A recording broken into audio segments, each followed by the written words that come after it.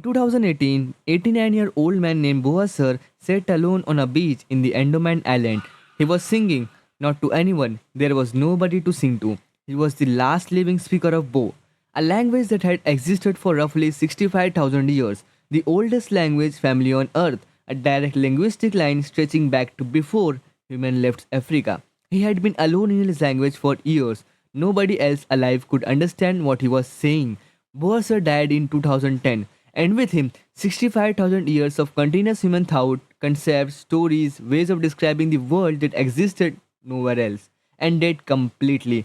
The beach was quiet, and something that can never be recovered was gone. Every 2 weeks, a language dies, not a dialect, not a regional accent, a complete, irreplaceable human language with its own grammar, its own logic, its own way of seeing the world disappears forever. Of the roughly 7,000 languages spoken on Earth today, linguistic estimates that half will be gone by the end of this century. That is 3,500 entirely different ways of understanding reality, 3,500 sets of concepts, color categories, emotional distinction, and relationship structures that existed in no other tongue. Most people, when they hear this, think of it as a cultural loss. Sad, certainly, but not urgent, not personal.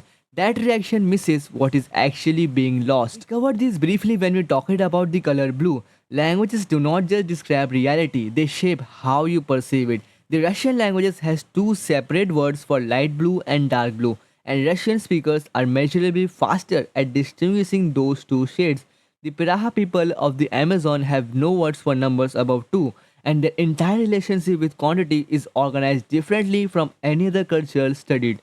The Gungo people of Australia navigate using absolute compass direction instead of left and right, north, south, east, west, and their spatial awareness is so precise it seems almost impossible to speakers of directionally relative languages. These are not curiosities, they are evidence of something important. Language do not just name the world, it builds the cognitive tools you use to think about it. And when a language disappears, those tools do not transfer to other languages, they just simply stop existing. The Silbo Gomero language of the Canary Island is a whistle language, not a spoken one. Information is encoded entirely in pitch and rhythm of whistles rather than speech sounds. It has its own grammar and vocabulary, carried entirely in sound patterns most languages cannot even reproduce.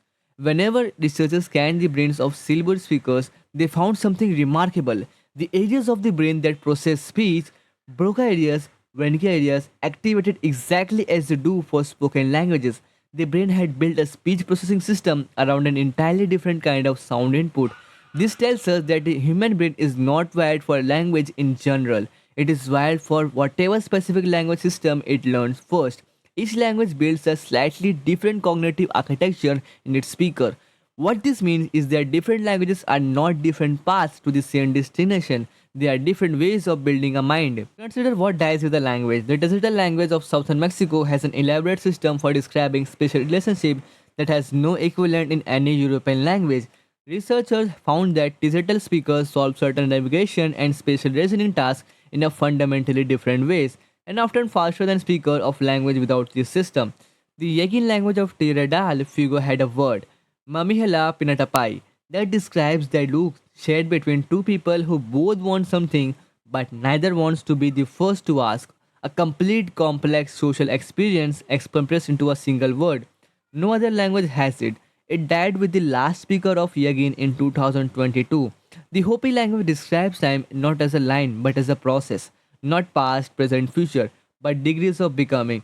Hopi speakers think about cause and effect and planning, and when these languages disappear, these ways of organizing reality do not survive in translation.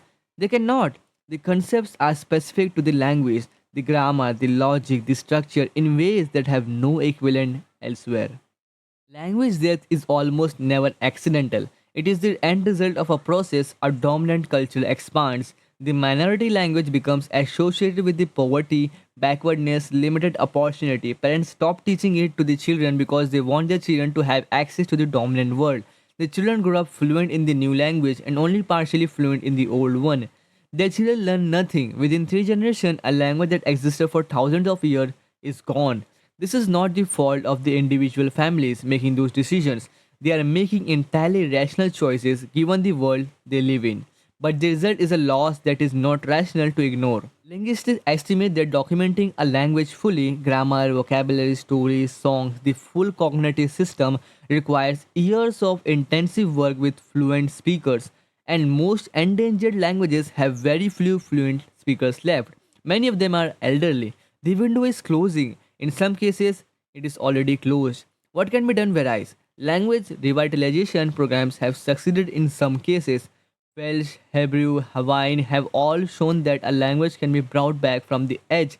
But this success required sustained community commitment, institutional support, and time. Most endangered languages do not have all three. What any individual can do is smaller, but it starts with understanding what is actually being lost. Wasser sat on that beach in 2008 and sang in a language that no living person could understand. What he was singing, we do not know. We cannot know. And that is the point. Every language that disappears takes with it a unique way of being a human, a set of concepts, emotion, and ways of seeing the world that evolved over thousands of years of human experience and that no other language can fully replace. You carry one of the system right now. The language you think in shapes what you actually easily feel, what you can easily see, what kinds of thoughts comes naturally and which ones require effort. And something in the world right now, someone is the last person who thinks in a particular way. But when they're gone, that way of thinking goes with them. The world does not lose a language, it loses a mind.